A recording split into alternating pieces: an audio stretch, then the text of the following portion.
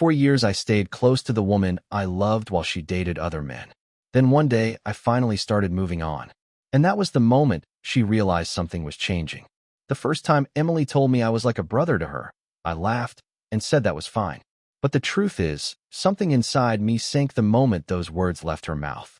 We met during my second year of college. I had just transferred to a smaller university in Ohio because the big campus life never really fit me. Too many crowds, too much noise. I was the kind of guy who preferred quiet libraries and late-night coffee over parties. Emily Carter was the opposite. She walked into every room like she belonged there. Blonde hair usually tied into a loose bun, quick smile, constant energy. She talked fast, laughed easily, and somehow made even ordinary conversations feel alive. The first time we spoke was in the library. I was sitting at a table trying to finish a statistics assignment when someone dropped a pile of books across from me. I looked up, a little annoyed, and there she was. She apologized for the noise, smiled, and then started talking. Within minutes, she was telling me about her classes, her younger sister, and how much she hated math. She joked that statistics should be illegal for psychology majors. I remember thinking she had more personality in 10 minutes than most people showed in a week. After that day, we kept running into each other. Study sessions turned into coffee runs. Coffee runs turned into long walks around campus where we talked about our lives and what we thought the future might look like. Somewhere during those late conversations, I started realizing I liked her more than I probably should. Emily, though, never seemed to notice. One night we were sitting outside the student center after sunset. She had just finished venting about a guy she had been seeing who suddenly stopped answering her messages. She shook her head and said dating made no sense. Then she looked at me and smiled. She said I was different from most guys she knew. Calm, reliable, safe. For a moment, hearing that felt good. Then she added the sentence that quietly set the rules for everything that followed. She said she was grateful to have me in her life because I felt like family to her. She even laughed a little and said it plainly. You are like a brother to me. I nodded like it was no big deal. Inside my head, I told myself things could change someday. Feelings shift. People grow. Maybe one day she would see me differently. So I stayed close to her. I listened when she talked about school and family. I helped her study when she was convinced she would fail an exam. When her relationships fell apart, I was the one she called late at night. She said she trusted me more than anyone. Back then, hearing that felt like hope. What I did not realize yet was that in her world, I had already been placed in a permanent role. The safe one, the constant, the one who would always stay. And once someone sees you that way, it becomes almost impossible to be anything else. Looking back now, the strange thing is that our dynamic never changed suddenly. It settled into place slowly, the way habits do. At first, it felt natural. Emily and I kept spending time together after graduation. We both stayed in the same city. I found a job at a small marketing firm. Nothing glamorous, but it paid the bills and gave me a stable routine. Emily started working at a counseling center while finishing her graduate program. Our schedules were busy, but somehow we still talked almost every day. Sometimes it was just a quick message about something random she saw during the day. Other times it turned into hour-long conversations about work, life, and the endless chaos of dating. Because Emily dated a lot. Not recklessly, just constantly. There was always someone new. First there was Derek, a bartender she met through friends. That relationship lasted maybe 3 months. Then came Jason, a fitness trainer who apparently spent more time taking pictures of himself than actually talking to her. After him, there was Ryan, who seemed promising for a while before disappearing without explanation. Each time the pattern was the same. Emily would get excited about someone. She would talk about him constantly. Then something would go wrong, and suddenly she would be sitting across from me at a quiet diner or on my couch late at night, trying to understand why things fell apart. And every time, I was there. I would listen. I would offer calm advice when she asked for it. Sometimes she would cry. Sometimes she would laugh about how ridiculous the whole situation was. And every time she would say something that kept me exactly where I was. She would say she did not know what she would do without me. At the time, those words felt important, like proof that I mattered. What I did not see was the pattern forming around us. Emily relied on me emotionally in a way she never relied on anyone else. She trusted me with everything. When she had a bad day at work, she called me. When she needed help moving apartments, I was the one carrying boxes up 3 flights of stairs.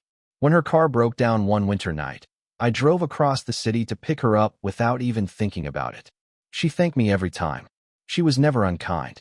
But there was something about the way she treated my presence that slowly became normal to her.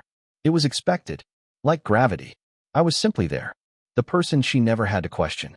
One night about 2 years after we graduated, that realization almost surfaced for the first time.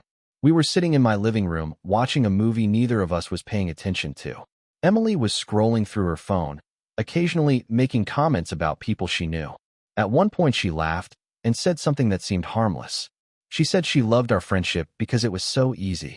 She said I was the one person in her life she never had to worry about losing. Then she said something else, something she probably meant as a compliment. She said relationships come and go, but people like me stay forever. I remember smiling when she said it, but something about that sentence sat heavy in my chest. Because for the first time, I started wondering whether she saw me as someone she cared about, or simply someone she assumed would never leave. And that small thought stayed in the back of my mind long after she went home that night. At the time, I ignored it. But years later, that moment would come back to me with a clarity I could not escape. Because eventually, something in me would start to change. And the first person who truly noticed that change would be Emily. For a long time, I convinced myself that things were fine exactly the way they were. Emily was a huge part of my life, and that felt like enough. We had our routines, Friday night dinners, random phone calls during long drives, the occasional Sunday afternoon where we would sit in a coffee shop and talk about absolutely nothing. In many ways, she knew me better than anyone, and I definitely knew her better than most people ever would. But the strange thing about habits is that you stop noticing them until something small breaks the pattern. For me, that moment came about 4 years after we first met. Emily had just started seeing someone new. His name was Daniel. At first, I did not think much about it. There had been plenty of Daniels before. Different names, same cycle. But this time something felt different. She talked about him more than usual. He worked in finance, apparently very driven, very confident. The kind of guy who always had a plan for the next 5 years of his life. Emily seemed impressed by that. One night we met for dinner like we usually did. A quiet little Mexican place we had been going to for years. She spent most of the evening telling me about Daniel. How they met. How funny he was. How ambitious he seemed. I sat there listening, nodding, asking questions when it felt natural. The whole time I kept telling myself the same thing I always had. Be happy for her. Eventually the conversation drifted away from Daniel, and we started talking about work and other normal things. Then, near the end of the night, Emily said something casually that stuck with me longer than anything else. She said Daniel had asked her an interesting question. He wanted to know about me. Apparently, he noticed how often she mentioned my name. Emily laughed as she told me this. She said Daniel had asked if I was an ex-boyfriend. She shook her head immediately when she said it. Then she repeated what she told him. She said there was nothing like that between us. She said I was basically family. Then she smiled and added the sentence I had heard before. You are like my brother. I trust you more than anyone. She meant it as reassurance. But sitting there across from her, something inside me felt strangely hollow. Because the way she said it sounded so certain. Not like something that might change one day. Like something that had already been decided. I remember walking home that night with that sentence echoing in my head. Like my brother. It was the same thing she had said years earlier. The difference was that now it sounded permanent. For the first time in a long while, I allowed myself to imagine something uncomfortable. What if this never changed? What if 10 years from now, I was still the guy she called after her relationships ended? Still the stable friend. Still the emotional support. Still the one she trusted, but never the one she chose. That thought followed me for weeks. And for the first time since I met Emily, I started noticing things I had ignored before. The way she assumed I would always answer the phone. The way she made plans with me without even checking if I was free. The way my presence in her life felt less like a choice to her, and more like a guarantee. None of it was cruel. None of it was intentional. But slowly, a quiet question started forming in my mind. Had I stayed because I truly valued the friendship? Or because I had been waiting for something that was never going to happen? At the time, I still did not have the courage to answer that question. But life has a strange way of forcing answers on you. And the moment that finally pushed me to face it came from somewhere completely unexpected. It started with a single phone call Emily made one night. A phone call that sounded exactly like all the others. But this time, something about it felt different. The phone call came on a Tuesday night. I remember because I had just gotten home from work and was halfway through making dinner when my phone started ringing. Emily's name lit up the screen, the same way it had hundreds of times before. For years, calls like that followed a predictable pattern. Something had gone wrong, and she needed someone to talk to. I wiped my hands on a towel and answered. At first, everything sounded familiar. Her voice carried that mixture of frustration and exhaustion I had heard many times before. She started telling me about an argument she had just had with Daniel. Apparently, things had been tense between them for a few weeks. Work stress, long hours, small disagreements turning into bigger ones. The kind of problems most relationships run into sooner or later. I leaned against the kitchen counter and listened quietly while she talked. I offered a few calm responses here and there, but mostly I let her get everything off her chest. That had always been my role. Emily eventually sighed and said she felt drained. She said relationships were exhausting sometimes. Then she said something that made me pause. She said she wished dating could be as easy as being with someone like me. At first, that sounded like a compliment. But then she continued. She said I was different from the men she dated. She said I was stable, predictable, safe. There was a brief silence before she added something else. She said relationships with guys like Daniel came with excitement and passion. But friendships like ours were forever. I stood there holding the phone, staring at the half-finished dinner on the stove. Part of me understood exactly what she meant. And that was the problem. In her mind, I represented comfort, reliability, the calm place she returned to when everything else became complicated. But I was not someone she imagined building a life with. Not someone she felt that kind of attraction toward. That realization landed quietly. Not like a dramatic heartbreak. More like a slow, heavy truth settling into place. We kept talking for another 15 minutes after that. The conversation eventually shifted to other things. By the time we hung up, Emily sounded calmer. She thanked me the same way she always did. She said she was lucky to have me. After the call ended, I stood in my kitchen for a long time without moving. The food on the stove had gone cold. For years I had told myself that maybe things would change someday. Maybe she would look at me differently. Maybe all the time we spent together would eventually turn into something more. But that night something inside my mind finally clicked. Emily had never once hesitated about how she saw me. Not once. The only person who had been uncertain was me. I finished dinner quietly and went to bed earlier than usual that night. But sleep did not come easily. Because for the first time, I allowed myself to consider a possibility I had avoided for years. What if the life I was waiting for was not actually waiting for me at all? And if that was true, what exactly had I been doing with all those years? After that night, nothing between Emily and me changed on the surface. We still talked regularly. We still met for coffee sometimes. From the outside, our friendship probably looked exactly the same as it always had. But something inside me had shifted. Once you see a truth clearly, it becomes impossible to ignore it again. At first, the change was small. I stopped answering every single call immediately. If I was busy, I finished what I was doing first. If I had other plans, I did not automatically cancel them. Emily did not seem to notice at the beginning. And to be fair, neither did I. Life had simply started expanding in other directions. Around that time, a coworker named Marcus invited me to join a weekly trivia night he hosted with a group of friends. Normally, I would have made some excuse. I had never been great in large social groups.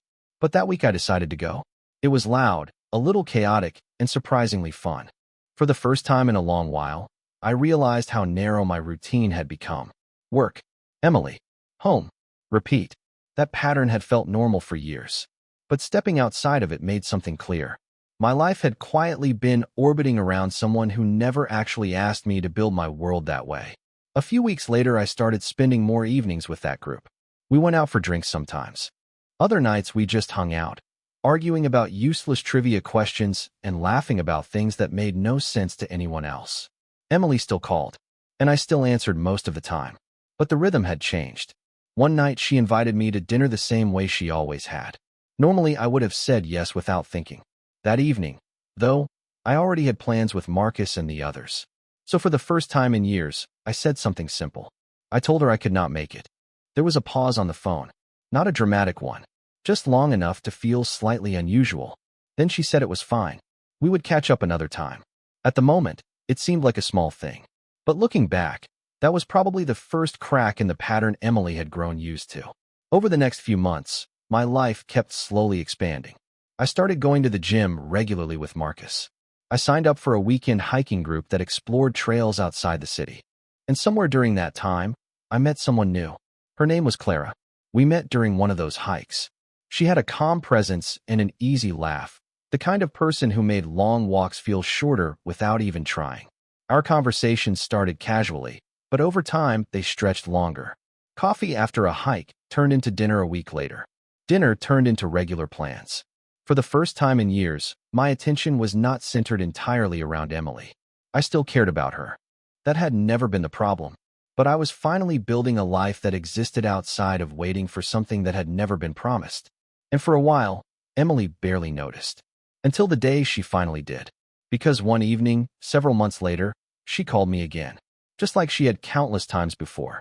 Only this time, I did not pick up. And that simple missed call would lead to a reaction from her I never expected.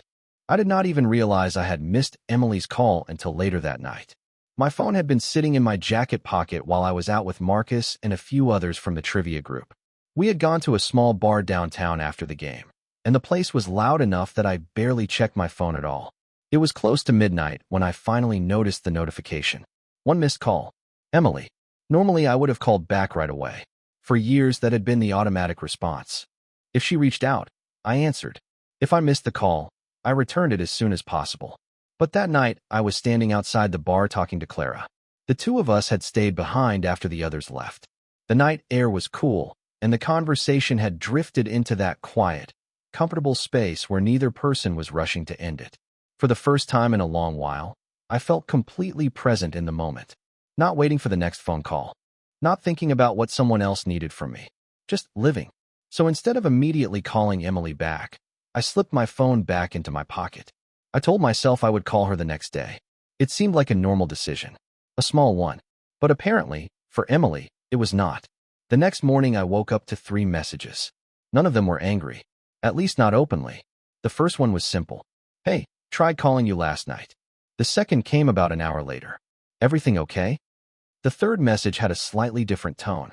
I guess you were busy. I stared at the screen for a moment before replying. I told her I had been out with friends and had not seen the call until late. I asked if everything was all right. Her response came quickly. She said it was nothing important. She had just wanted to talk. Normally, that would have been the end of it. But something about the exchange felt different. Not dramatic, just slightly tense. Over the next few weeks, the same thing happened again a couple of times. Emily would call. Sometimes I answered. Sometimes I did not. Sometimes I called back later instead of immediately. And each time, her reactions became a little more noticeable. Not confrontational, just curious. One evening, we finally met for dinner after several weeks of barely seeing each other. We sat at the same little restaurant we had been going to for years. At first, the conversation felt normal. Work, family updates, random stories from our week. But eventually, Emily leaned back in her chair and studied me for a moment. Then she asked a question that caught me slightly off guard. She asked if everything was okay with me lately. I told her things were good, which was true. She nodded slowly but did not look convinced. Then she said something that revealed exactly what she had been thinking. She said I seemed different, less available, less present. The way she said it was not angry, but there was a hint of something else in her voice, something I had never heard from her before. Uncertainty. For years, my role in her life had been simple. I was always there, always answering, always ready. And now that pattern was changing, not dramatically, but enough that she could feel it. She asked if something had happened, if she had done something wrong. I shook my head and told her no. I explained that life had just gotten busier. New friends, new routines. I mentioned Clara casually during the conversation. Emily's reaction was subtle, but I noticed it immediately. She paused, just for a moment. Then she asked a few careful questions about her. Nothing unusual, but the energy between us had shifted slightly. For the first time since I met Emily, I had something in my life that did not revolve around her. And whether she realized it yet or not, that change was about to affect both of us in ways neither of us expected. After that dinner, things between Emily and me did not explode into some dramatic confrontation. Instead, the tension grew quietly. The way fog slowly settles over a city without anyone noticing until the streets start disappearing. Emily kept asking about Clara. At first, it sounded casual. She asked where we met, what Clara did for work, what she was like. The questions were normal enough that I answered them without thinking much about it. But the more we talked, the more I noticed something subtle. Emily had never shown this much curiosity about anyone I dated before. In fact, most of the time she barely reacted at all. Over the years I had gone on a few dates here and there. Nothing serious ever came from them, and Emily usually treated those stories like background noise. This time was different. One evening she called while I was driving home from work.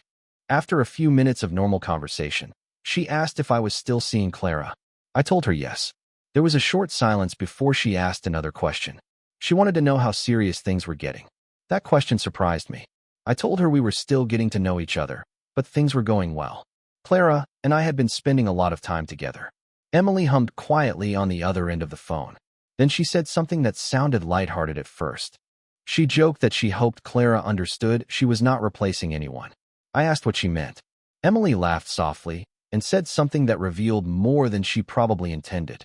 She said I had always been her person, the one she called when something happened, the one who knew her better than anyone else. She said that kind of connection did not just disappear because someone new came along. Her tone was friendly, but the words carried a strange weight, because suddenly it sounded like she believed that part of my life would always belong to her, that my role would remain the same no matter what changed around us. I did not argue, but something about that assumption sat heavily in my chest. A few days later, Emily finally met Clara.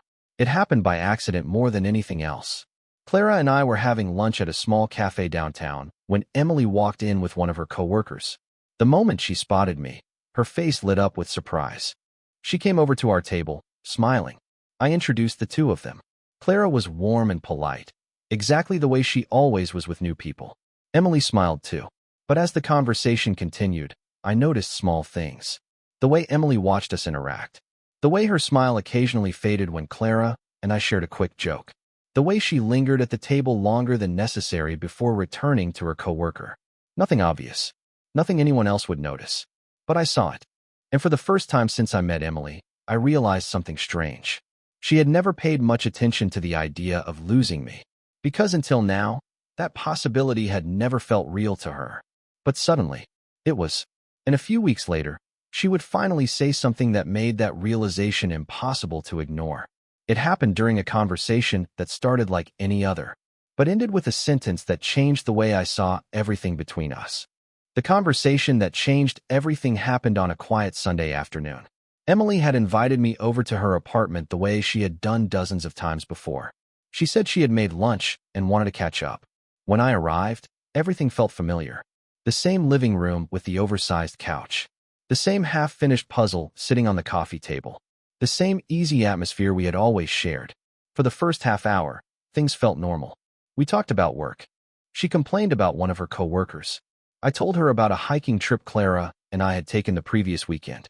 Emily listened, nodding along, but she seemed quieter than usual. Eventually, she set her fork down and leaned back in her chair. Then she asked the question that had clearly been sitting in her mind for a while. She asked if things with Clara were getting serious.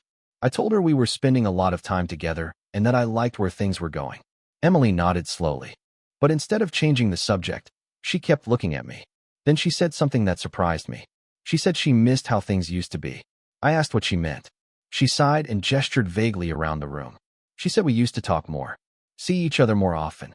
It felt like we had drifted lately. Her voice was not angry, but there was a clear frustration underneath it. I explained that life had simply gotten busier. Work had been demanding, and I had been spending more time building new friendships. I mentioned Clara again. Emily's expression tightened slightly. Then she said something that caught me completely off guard. She said Clara probably did not understand how important I was to her. She said our friendship was different from anything else in her life. Then she added a sentence that made the entire conversation pause. She said she had always counted on me being there. Not in a demanding way, just certain. The way people assume the sun will rise in the morning. I sat quietly for a moment, thinking about how to respond. Finally, I said something simple. I told her I was still there, but my life was changing. Emily looked at me carefully, like she was trying to understand something unfamiliar. Then she asked the question that revealed the real problem. She asked if Clara was going to replace her. The word replace hung in the air between us, and suddenly the entire dynamic between us felt clearer than it ever had before.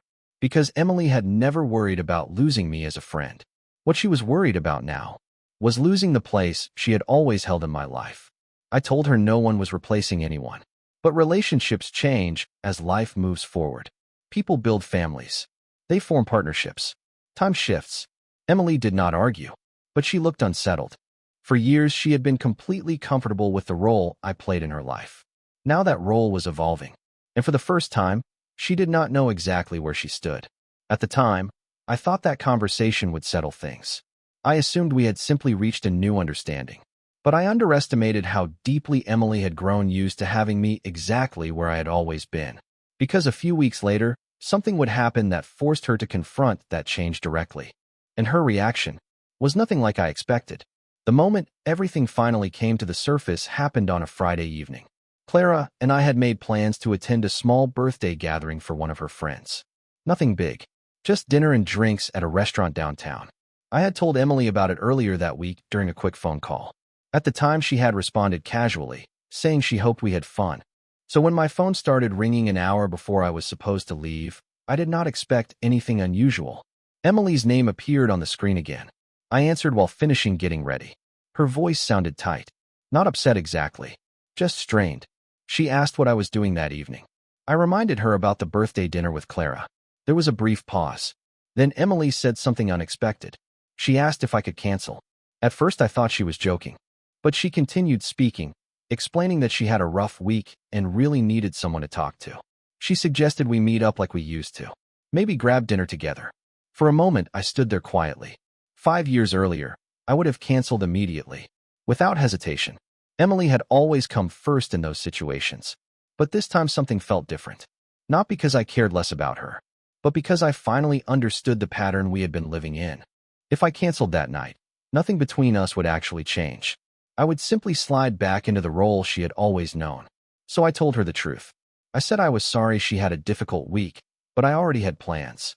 There was a long silence on the phone, longer than any pause we had shared before. When Emily finally spoke again, her voice carried an edge I had never heard from her. She asked if Clara was really that important already. The question caught me off guard. I explained that it was not about Clara being more important. It was about keeping commitments I had already made. Emily let out a quiet breath. Then she said something that sounded more honest than anything she had said before. She said she felt like she was losing me. The words hung between us. For years, she had always spoken about our friendship with absolute certainty. Now, for the first time, there was fear behind it. I told her she was not losing me, but things were changing. And change did not mean abandonment. Emily did not respond right away. When she finally spoke again, her voice was softer. She said she just did not expect things to feel this different. Before hanging up, she said something that stayed with me long after the call ended. She said she had never realized how much space I filled in her life. Until it started to shift. That night, I went to the dinner with Clara. But part of my mind stayed on that conversation. Because something important had finally surfaced between Emily and me. Not anger. Not jealousy exactly. Something more complicated.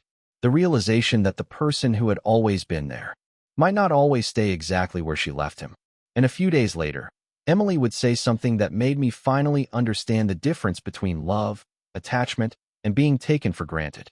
The final conversation happened on a quiet Wednesday evening. Emily asked if we could meet for coffee. Her message was short and simple, but something about it felt different.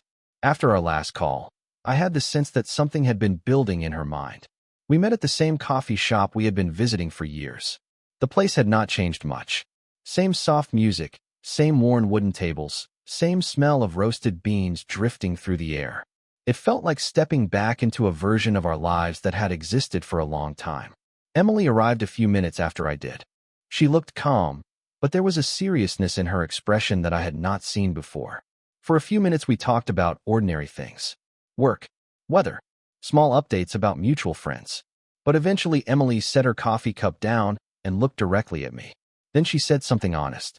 She said she had been thinking a lot about our conversation the previous week. She admitted that when I told her I could not cancel my plans, it bothered her more than she expected. Not because she believed I had done anything wrong, but because it forced her to notice something she had never questioned before.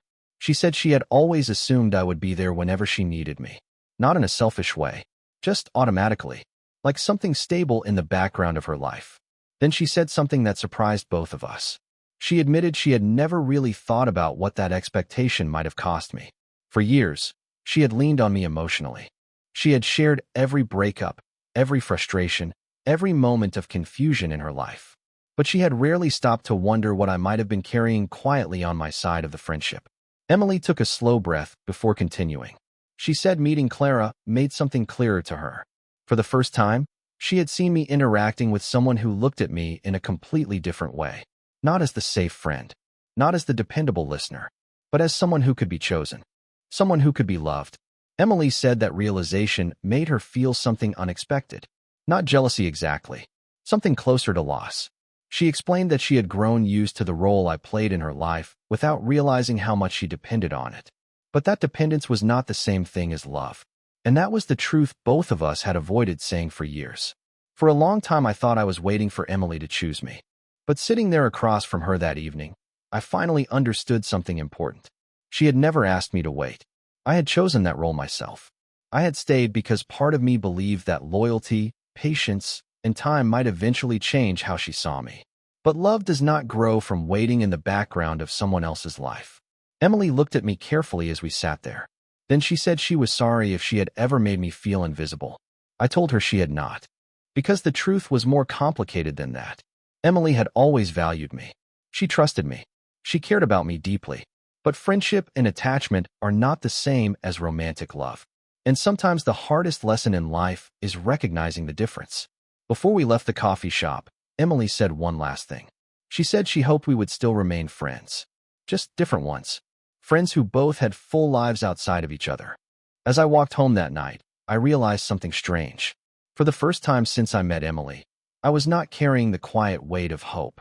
The kind of hope that keeps you stuck in one place. Instead, I felt something lighter. Because finally, after all those years, I understood the difference between being truly valued and simply being the person someone assumes will never leave.